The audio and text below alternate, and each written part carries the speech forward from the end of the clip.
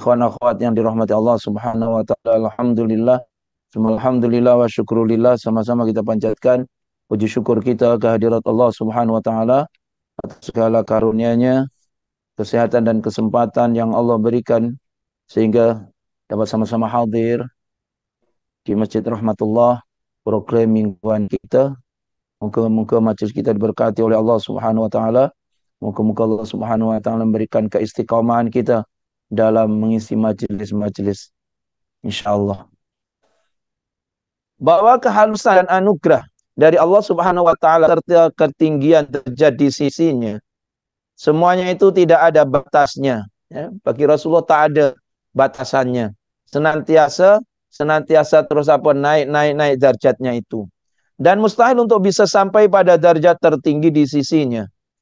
Karena itulah seorang hamba selamanya harus selalu berusaha menambah dan meningkatkan kedudukannya di sisi Allah Subhanahu wa taala dari satu kedudukan lain di atasnya.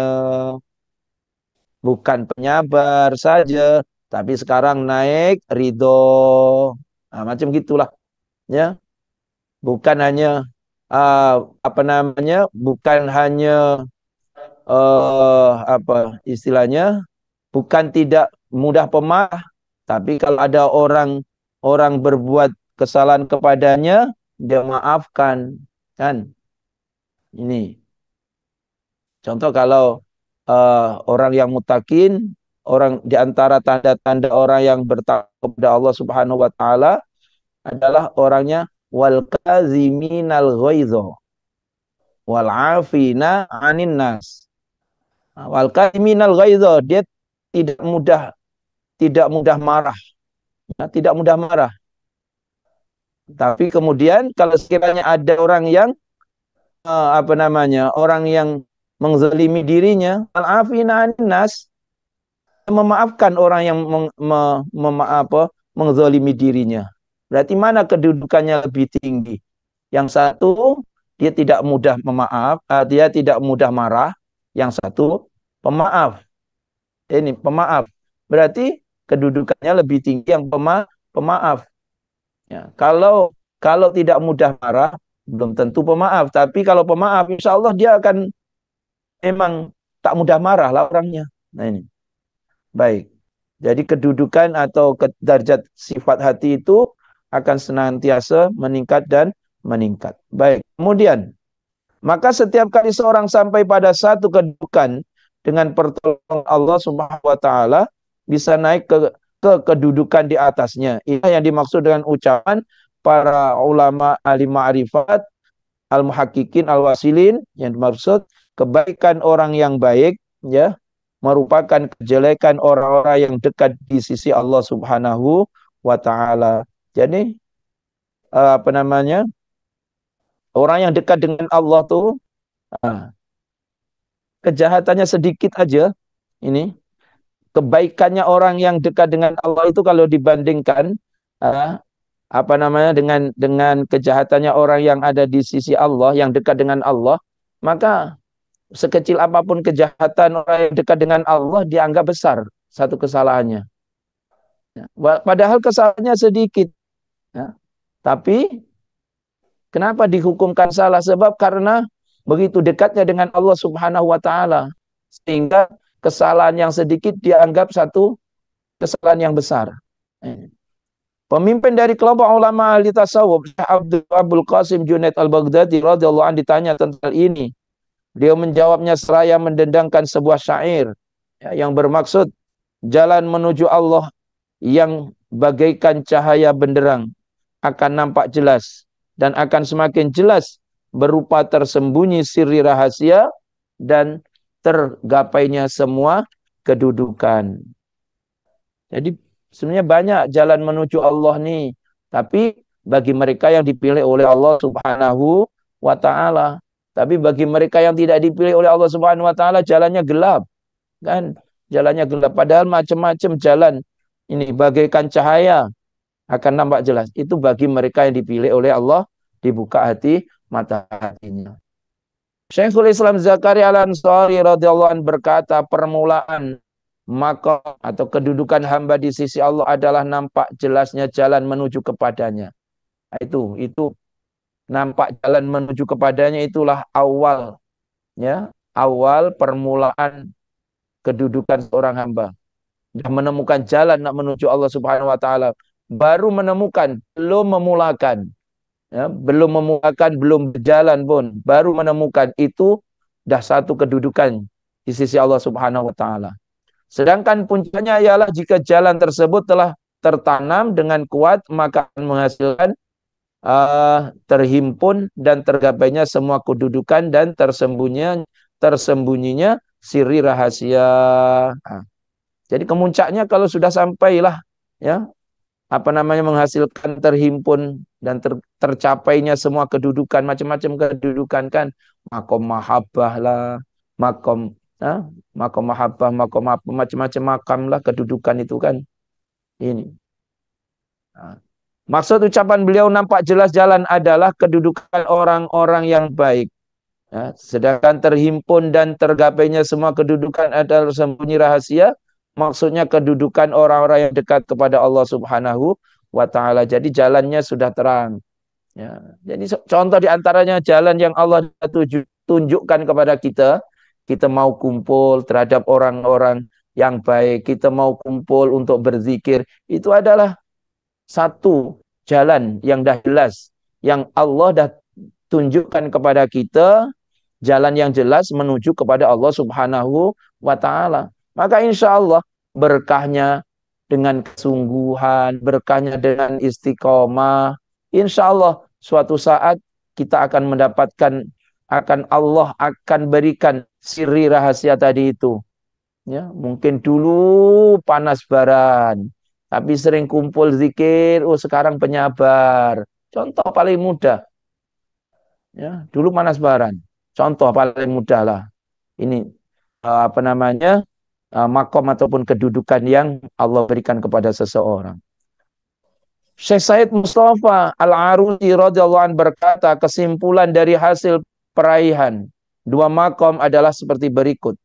Barang siapa yang telah dipilih oleh Allah Subhanahu wa taala dan ditakdirkan untuk jadi orang-orang yang baik, maka Allah Subhanahu wa taala akan memberi pertolongan untuk mengikuti syariat. Jelas. Nah, kalau Allah pilih seseorang itu menjadi orang yang baik, Allah akan memberikan pertolongan. Ya. Famay yurid ayyahdiyahu yasrah sadrahu lil Islam. Apabila Allah menghendaki seseorang itu mendapatkan hidayah, Allah buka hatinya, Allah lapangkan hatinya untuk mengikuti syariat.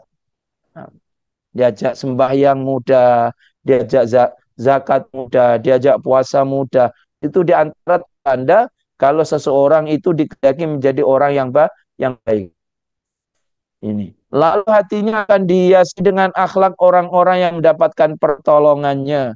Ya. Jadi akhirnya hatinya apa? Ridho, sabar, syukur. Nah, contoh. Dan terpancarlah nur cahaya dalam siri rahasianya, serta tercurahlah anugerah pemberian Allah Subhanahu wa taala dalam hatinya.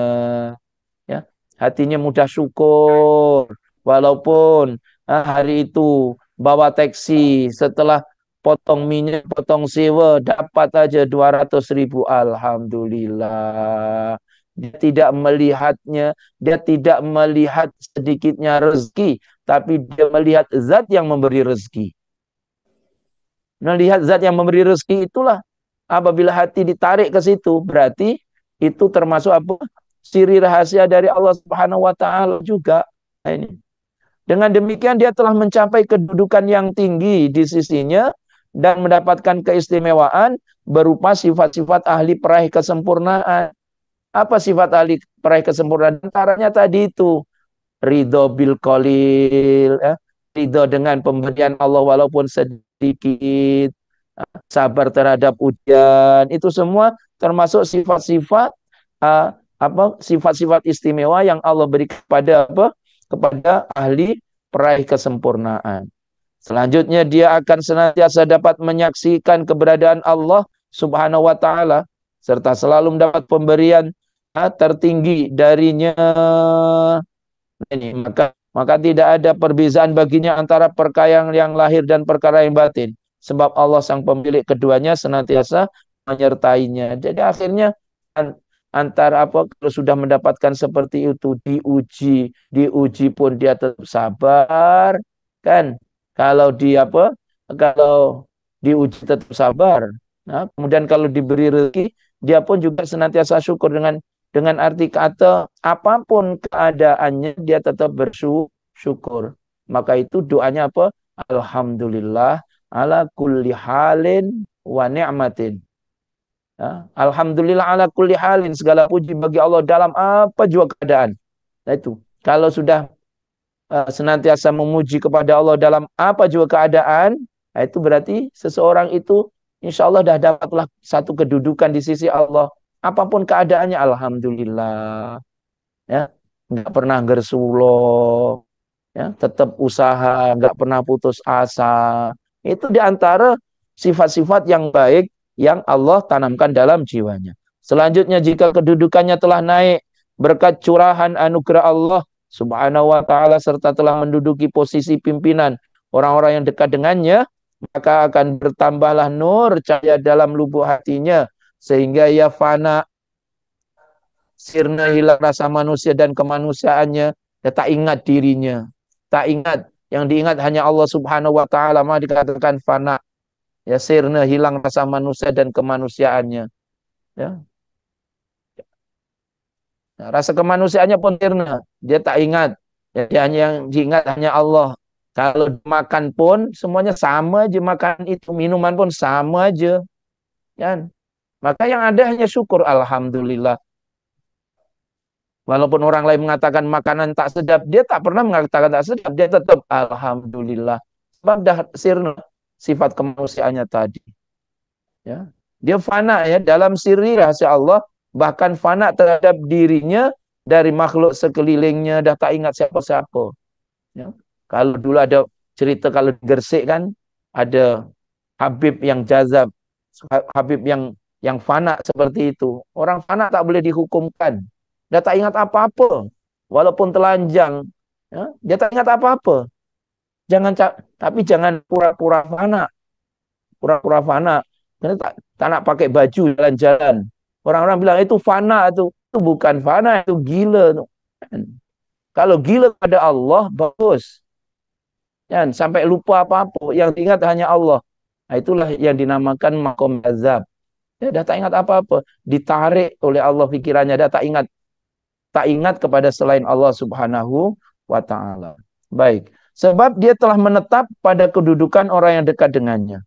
Dan pada akhirnya ia selalu dapat menyaksikan keindahan, keagungan dan kebesaran Allah Maha Hak sebelum melihat makhluk berada di sekitarnya.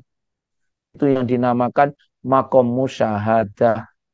Pokoknya yang dilihat ini ya Allah saja. Ya, dilihat hanya keindahan Allah, keagungan Allah. Nah ini. Dan dia akan terus berada dalam kondisi seperti itu. Baik, inilah maksud isyarah Rasul Shallallahu Alaihi Wasallam dalam hadisnya dan kupasan dari ungkapannya. Berpegang teguhlah padanya dan janganlah berpaling darinya. Renungkan dan hayatilah kandungannya. Ya, niscaya engkau akan mengerti. Allah Subhanahu Wa Taala Maha mengetahui tentang hal ini. Baik, diungkapkan oleh sebagian ulama sufiyah radhiyallahu anhum. Tanda orang yang memiliki kesungguhan adalah tidak rela menempati kedudukan di bawah kesempurnaan yang terpuncak. Pokoknya tak pernah merasa cukup. Ya, tak pernah merasa cukup dengan ibadahnya. Bukan tak pernah cukup dengan hartanya, tidak. Tak pernah merasa cukup dengan ibadahnya. Tak pernah merasa cukup dengan ibadahnya. Pokoknya walaupun sudah hebat, tetap akan terus ibadah dan ibadah terus. Padahal sampai kapanpun kedudukan sempurna terpuncak tak akan pernah dapat diri. Tak akan dapat. Ya. Kedudukan tak pernah akan dapat diraih. Nah, ini sampai mati pun tak akan didapatkan. Sebab kedudukan itu tidak ada batasnya. Maka moga-moga lah Allah Subhanahu wa taala memberikan kepada kita semua istiqomah, ya. Pertama kita bersyukur. Allah Subhanahu wa taala dipilih di antara hambanya yang mau kumpul, duduk di majelis zikir. Ini pun bersyukur. Kalau Allah tak gerakkan hati kita, kita pun tak mau. Untuk apa yang didapat? Kalau secara zahir, kalau secara apa namanya? Secara materi, apa yang didapat? Kan duduk aja, duduk ke Masjid Rahmatullah, apa yang didapat secara zahir? Sama aja duduk ke tempat lain, kan? Hanya duduk hanya gini, kemudian baca zikir-zikiran, apa yang didapat? Secara zahir begitu. Tapi Allah Subhanahu wa taala telah memilih kita, hati kita digerakkan dengan rasa suka kumpul majelis zikir, maka itu adalah satu tanda permulaan. Kan? Tadi dikatakan apa? Eh, permulaan makom, kan nampak jelas jalan menuju kepada Allah Subhanahu wa taala. Ini di antara jalan menuju Allah Subhanahu wa taala untuk berzikir bersama-sama, kan? Sebab apa namanya kalau dalam hadis disebutkan la ilaha illallah hisni. La ilaha illallah itu adalah bentengku, kata Allah. Barang siapa masuk dalam bentengku, dia akan selamat daripada siksaku. Maka itulah kita berpikir kepada Allah, la ilaha illallah itu mudah-mudahan jadi penyelamat kita, kan akan menjadi benteng kita. Benteng apa? Mungkin benteng di akhirat, benteng dari menyelamatkan kita daripada azab siksa Allah. Tapi kalau di dunia benteng apa? La ilaha illallah. Kan mangkola la ilaha illallah mukhlishan dakhalal jannah. Siapa yang mengucapkan kalimat la ilaha illallah ikhlas, maka dia akan masuk surga. Sahabat tanya, "Fama ikhlasuha ya Rasulullah?" Macam mana ikhlasnya? Maka apabila kalimat la ilaha illallah itu akan menjadi apa? Bentengnya daripada melakukan perkara yang dilarang oleh Allah. Apabila ingin melakukan perkara yang dilarang oleh Allah, teringat Allah Maha melihat. Akhirnya tak jadi buat. Ya, akan melakukan lagi, teringat Allah Maha melihat. Maka tak secara langsung kalimat la ilaha illallah itu telah menjadi bentengnya daripada melakukan perkara-perkara yang dilarang oleh Allah Subhanahu wa taala. Maka begitulah ikhwan akhwat yang dirahmati Allah Subhanahu wa taala, ya mudah-mudahan sekali lagi Allah Subhanahu wa taala tanamkan kepada kita semangat. Tadi itu kan disebutkan tandanya orang yang semangat, apa kata Hadratus Syekh radhiyallahu tadi itu? Tanda orang yang memiliki ketangguhan, tidak rela menempati kedudukan di bawah kesempurnaan yang terpuncak. Pokoknya tak pernah merasa cukup untuk beribadah, tak pernah merasa cukup untuk berzikir. Dia akan mengatakan apa namanya? Sudah cukuplah seminggu sekali, seminggu sekali apa namanya? Uh, seminggu sekali ikut khusus sudah cukuplah. Dia tak pernah merasa cukup. Karena pernah merasa cukup, oke, tanggal 17 Agustus pergi ke Batu Haji, Manakib Kubro. Pasal tak pernah cukup, kurang lagi. Kalau kita tengok kawan-kawan Kak Jawa tuh, kita iri. Setiap hari pergi khol, setiap hari pergi majelis zikir, tak pernah merasa cukup. Nah ini, kan? Maka itu ikhwan akhwat, mana yang ada masa, sempat-sempatkan pergi Batu Haji, kan? Hari Ahad, Manakib Kubro Batu Haji di Masjid Sultan Mahmud Riayat Shah. Nah ini, kita mohon kepada Allah moga-moga majelisnya berjalan dengan apa? Dengan baiknya, dan apa namanya?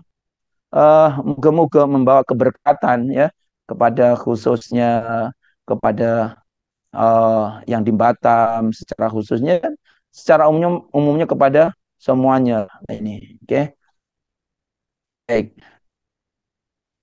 Jadi di sini kalau boleh macam biasa, zaman marhum macam mana, khususi kubro macam mana. Kalau kalau boleh, ya, sebagai bentuk rasa cinta kepada almarhum, hidup-hidup, hidupkan, bahkan suburkan majelis-majelis yang telah dirintis oleh almarhum. Di antaranya adalah manakib kubro. Nah ini, ya. Jadi mudah-mudahan ya hari Ahad diberikan kesempatan. Saya apabila dengar 27 sebenarnya nak turun Batu Haji, tapi Sabtu itu khususi ke Kota Tinggi jam 2 pagi. Nah, jam 2 pagi tak ada ferry kan, tak ada ferry. Jadi macam mana lagi? Insya Allah lain waktu lah, insya Allah. Oke, mudah-mudahan berjalan lancar lah, insya Allah. Baik, itulah ikhwan akhwat apa yang boleh dikongsikan. Eh, mudah-mudahan ada manfaatnya, insya Allah. Bismillahirrahmanirrahim. Alhamdulillahirabbil alamin wassalatu wassalamu ala asyrofil mursalin sayyidina Muhammadin wa ala alihi washabihi ajmain. Allahumma fa'na ya nafi, Allah manfa'na ya nafi bima 'allamtana wa 'alimna ma yanfa'una wa zidna fahma. Allahumma arinal haqqa haqqa warzuqna tibarinal batila batila warzuqna ijtinabah. Allahumma a'inna ala dzikrika wa syukra ibadatik. Wa sallallahu ala sayyidina Muhammadin wa ala alihi washabihi wasallam. Walhamdulillahirabbil alamin. Baik, sebelumnya kita sama-sama membaca surat Al-Fatihah ya. Kita kan kepada uh, guru-guru kita, orang tua kita yang telah kembali ke rahmatullah ya, dan juga pendahulu-pendahulu kita bil khusus Kiai Nabhan ya, moga-moga kebaikan-kebaikannya diterima oleh Allah Subhanahu wa taala dan kekhilafannya diampunkan oleh Allah Subhanahu wa taala insyaallah. Al-Fatihah.